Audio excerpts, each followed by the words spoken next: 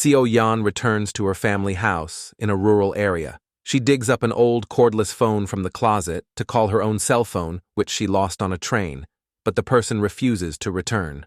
While Seo-yeon tries to locate it, the phone rings. Thinking might be the person with her phone, Seo-yeon picks it up, but she hears a woman claims that she is locked up by her mother. Seo-yeon thinks it's probably a wrong number.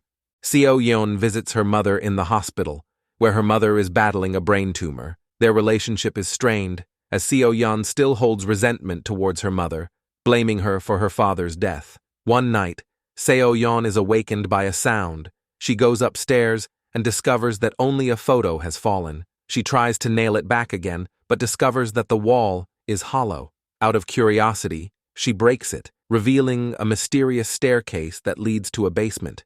She stumbles upon a box containing various witchcraft items and discovers a diary from 1999, along with a photo. Seo-yeon shows the photo to her neighbor, Sung-ho, who runs a strawberry farm. Sung-ho identifies the girl as Young-suk, who used to live in this house with her mother. Her mother is a shaman. When Seo-yeon wants to ask more questions, Sung-ho makes excuses to leave, avoiding answering any more questions. That night, Seo-yeon is staring at the stairs when the phone rings again. The same woman screams, saying her mother is trying to burn her. Then she is dragged away by her mother. Seo-yeon sees smoke coming from the basement. The next day, the phone rings again. Seo-yeon figures out that the woman on the line is Young-suk, and tells her that they are in the same house but 20 years apart. Young-suk is in 1999 and Seo-yeon is in 2019. Initially, Young-suk doesn't believe her. To prove her theory, Seo-yeon finds a news article from 20 years ago, informing Young-suk that there will be a plane crash in a few days. While eating dinner, Young-suk sees the news about the plane crash and starts to believe Seo-yeon. Since then, the two have developed a relationship over the phone. Young-suk shares that her birth mother died, and her stepmother believes that there is a devil inside her, so she is regularly subjected to exorcisms. Seo-yeon also reveals that her dad passed away in a fire because her mother didn't turn off the stove, leaving a scar on her leg. On November 21, 1999, Seo-yeon's family visits the house with a real estate agent, interested in buying the property. Young-suk realizes the girl is Seo-yeon, so she contacts the older Seo-yeon, asking her to listen to her father's voice. Seo-yeon becomes emotional upon hearing the voice she hasn't heard in 20 years. Young-suk conceives a bold idea. A few days later, she sneaks out of the house with the address Seo-yeon gave her and goes to Seo-yeon's childhood home, saving her father on the day of the accident. Seo-yeon notices changes around her. Her phone is back, and her scar disappears. The room is different now. Rushing downstairs, she makes her way to a sunroom and sees her mom, then notices that her dad is also there. Seo-yeon tears up with happiness, but her parents don't know what has happened. Seo-yeon expresses gratitude to Young-suk, and their relationship becomes closer. Seo-yeon shares information about future technology, plays songs for Young-suk, and Young-suk leaves marks in the house for Seo-yeon. One day, Seo-yeon receives a call from Young-suk, but Young-suk's stepmother interrupts, warning her to stay away or she'll get hurt. Later, her stepmother starts performing an exorcism on her. Seo-yeon begins searching online for information about Young-suk and discovers a shocking article reporting that Young-suk was killed by her stepmother. Seo-yeon informs Young-suk about what she discovered. On that night, Young-suk's stepmother sneaks into her room and attempts to stab her, thinking she is already asleep. However, Young-suk has hidden behind the door and ends up killing her stepmother. Young-suk is finally out of the house and freed. Seo-yeon never imagined that the person she saved would become a source of regret for a lifetime. Sung-ho brings strawberries to Seo-yeon's family, and they sit down together chatting.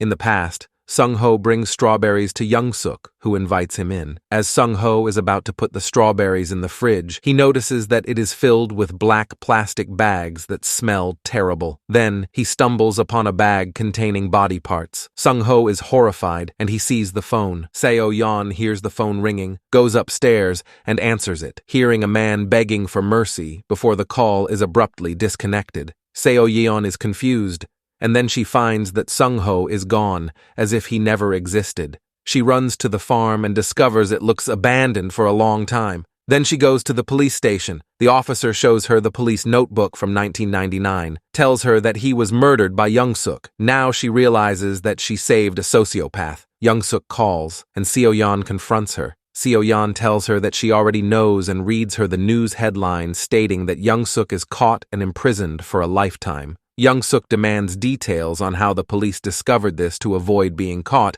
but Seo-yeon refuses to tell her and disconnects the phone. Young-suk becomes extremely angry. Young-suk hears someone knocking on the door. It's Seo-yeon and her father looking for Young-suk's mother. Young-suk invites them in.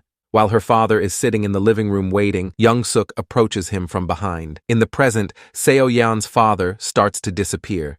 Seo-yeon runs home, finding their house in a state of disrepair. The phone rings and Seo-yeon picks up. Young-suk tells her that this is what she gets for not picking up the phone, and her younger self is now in her hands, giving her 1 hour to find out how she got arrested. Seo-yeon is furious, and then she comes up with a plan. She searches online and finds information about an explosion that happened in 1999. She deceives Young-suk, telling her that the man who found the crucial evidence will be at that location. When Seo-yeon thinks her plan has worked, the phone rings. As a punishment, she pours boiling water on the younger Seo-yeon, and scars begin to appear on the older Seo-yeon's body. Young-suk also informs her that her mother is on her way and threatens to kill her. Finally, she reveals the cruelest truth about her father's death. Her mother turned off the gas before she left, and it was Seo-yeon who turned it back on. With no other options, Seo-yeon breaks into the police station, finding the police notebook from 1999. She discovers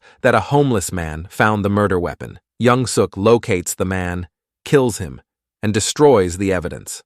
All the records of Young-suk's case disappear from the notebook. The house is changing again, and Seo-yeon finds herself surrounded by a lot of refrigerators. Seo-yeon runs out of the house, stepping on the notebook. Meanwhile, Young-suk is on the phone telling the other person that she might die. Seo-yeon sees in the records that the police and her mother went to the house, and her mother used the cordless phone. So Seo-yeon returns to the house and finds the phone in the basement.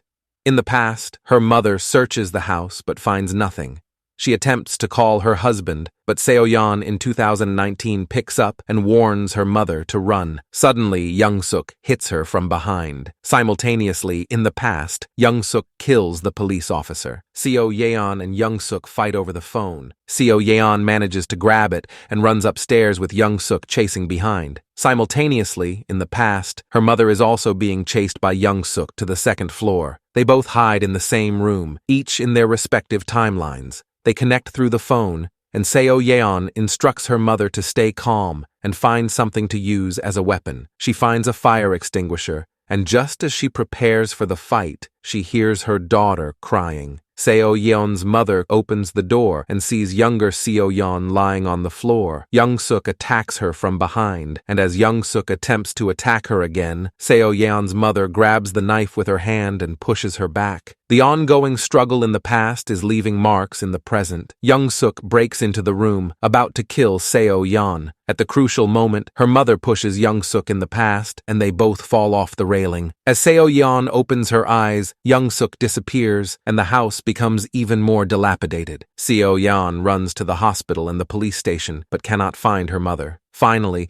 she goes to the cemetery and only finds her father's grave. Her mother shows up. Seo-yeon sees the scar on her mother's body and feels grateful that she is alive. However, just as they walk away, her mother vanishes. Young-suk turns out to be calling her younger self in that phone call, warning herself that the police and Seo-yeon's mother are coming and telling her to hold on to that phone no matter what. In the past, Young-suk opens her eyes and survives the fall. In the present, Seo-yeon is kidnapped. Thank you for watching. Don't forget to like, share, and subscribe. Check out our other videos for more exciting content.